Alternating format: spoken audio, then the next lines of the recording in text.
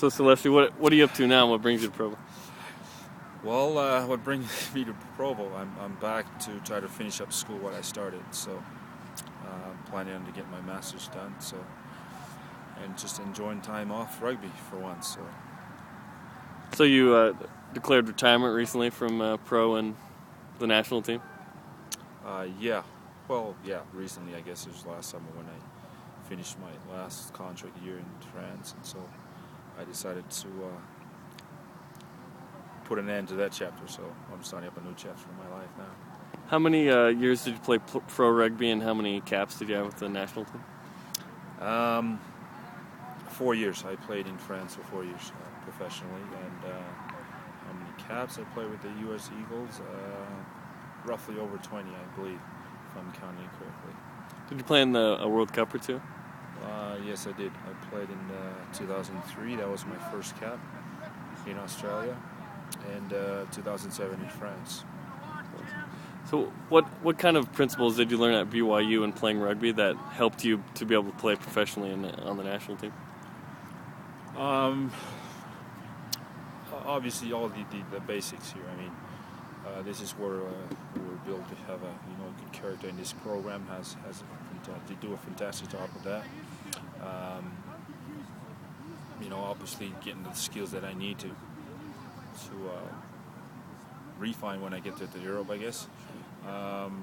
Teamwork, being able to play as a team player. Working hard. I actually did try to work hard, believe it or not, when I was here, just to get into the national team and other things too. So, but the team camaraderie here is very special, and so that helped me to keep that environment going and get that motivation going. And so that's important in rugby too. I think that's an important ingredient in rugby. Your senior year was the first of a trip to the national championship match every year since then. How fun is it for you to see what you kind of started stay, and they eventually won a national title? I mean, that's. We're all proud of what happened that year when BYU finally won the national championship. To add to that, we were all thrilled and we were all excited about when we were first accepted to go to that national, when the rules changed to play not on Sundays. And so I think that excitement added a little bit too much to us first time, and so we were caught up in that and not prepared enough to compete with Cal at that time. So I think we were inexperienced when we got there. We got the talents, we got the team, but we were probably a little bit inexperienced when we got there. But overall, I'm seeing the progress in the team now, and every year from there, we made it to the Final Four, or even in the final. So it's great, and it's just heading in the right direction. It's just everything they ever hoped for. So hats off to the coaching staff for doing that. From what you've seen of this year's team, what do you think of this group of guys? I haven't been around much, because I'd like to just to help, as I would like to give back to the team. And so Smith has asked me to involve as much as I can. But from the little time that I've been around and watched them, they've been doing a fantastic job. They've got a really good chemistry among the players, which is very important. Like I said before, that's a very important ingredient in a team sport.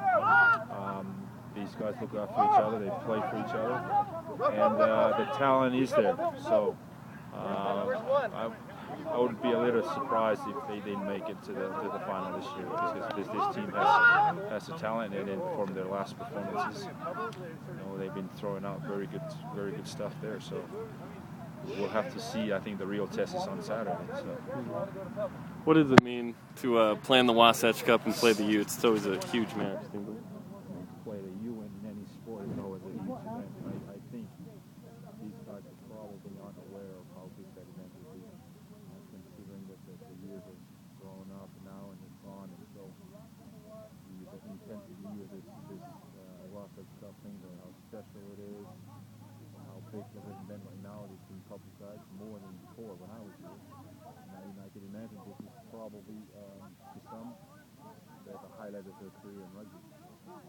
So it's a special day for them, and they should step up to that challenge and play well against the U. But again, like I said, playing against the U is always a challenge, no matter what. So, you see in football, you see in any other sport, there's always the rivalry there, that spirit is there, and to add on to that, so both BYU and the U have a great team this year. So rugby ball is an oval ball; it can bounce anywhere now. So I can't really tell which way. And hopefully, it will bounce this direction. So.